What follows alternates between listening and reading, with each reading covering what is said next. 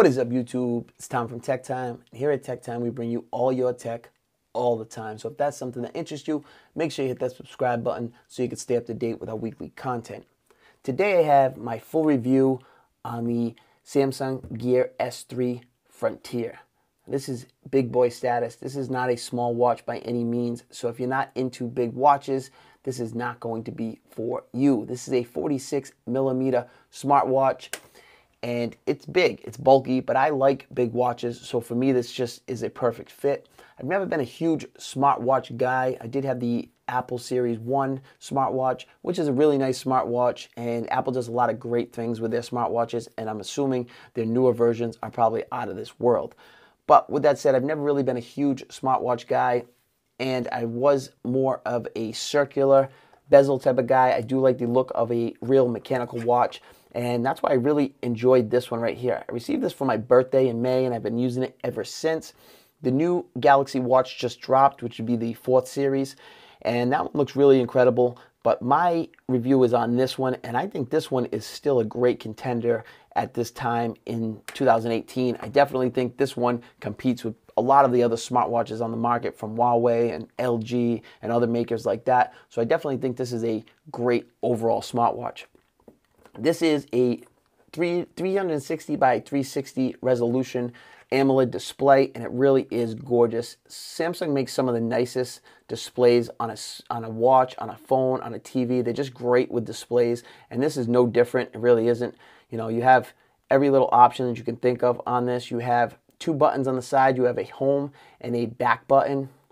You have all sorts of apps that you can use. Click through them like so. And the nicest thing about this is this clickety bezel right here.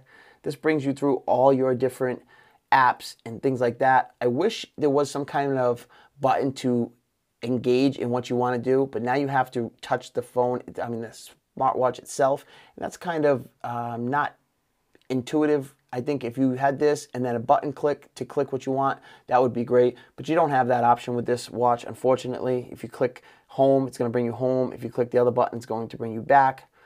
You double click the home button, you're going to get the Samsung S voice, and that is absolutely terrible. I don't use it. Right now it's not hooked up to a phone. I do use it on my LG G7 recently, and any other Samsung phones that I've had at the time, I was using it on those. The great thing about this watch is that you can use it with pretty much any Android phone out there running Android version 4.4 or above, and you can also use it with iOS. Now, you're not going to get the full experience with iOS, but you will get some notifications and things like that. It's pretty cool that you can use it cross-platform.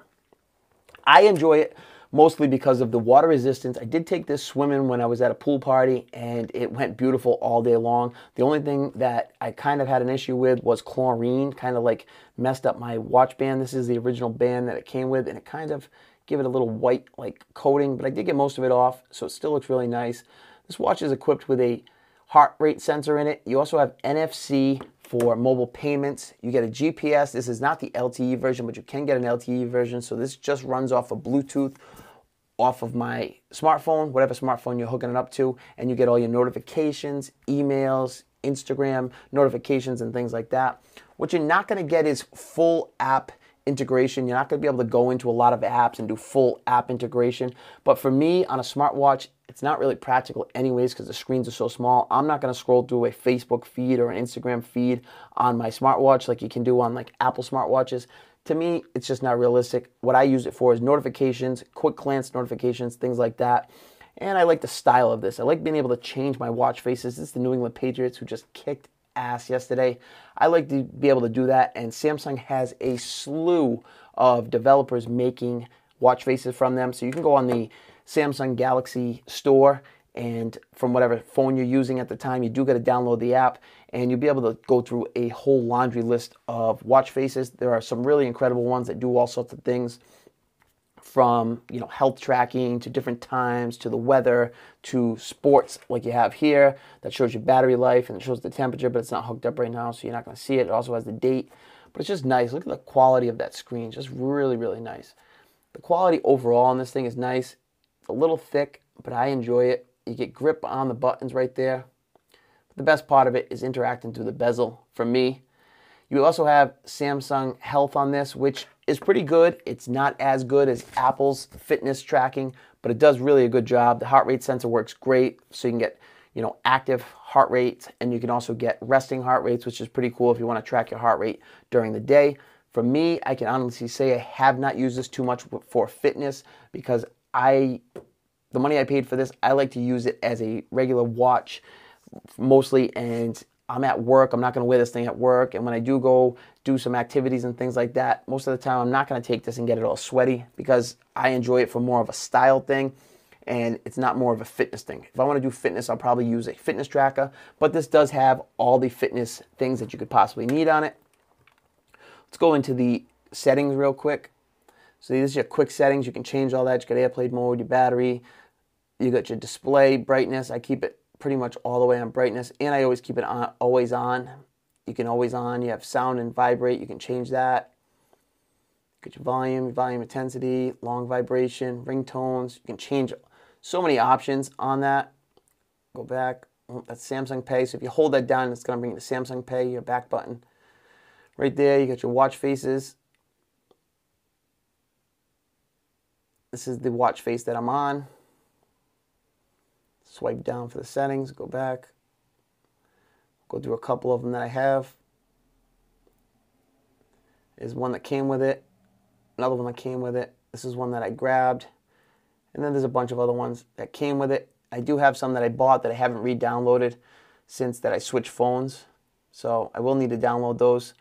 But another good option of this is if you're into music and things like that, you can actually download Spotify playlists offline now and be able to load them onto this. This does have 4 gigabytes of memory on board, and you have a little less than a gig of RAM.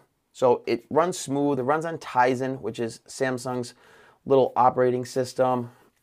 The downfall on that is you don't have as many apps as you would on Watch OS, Wear OS.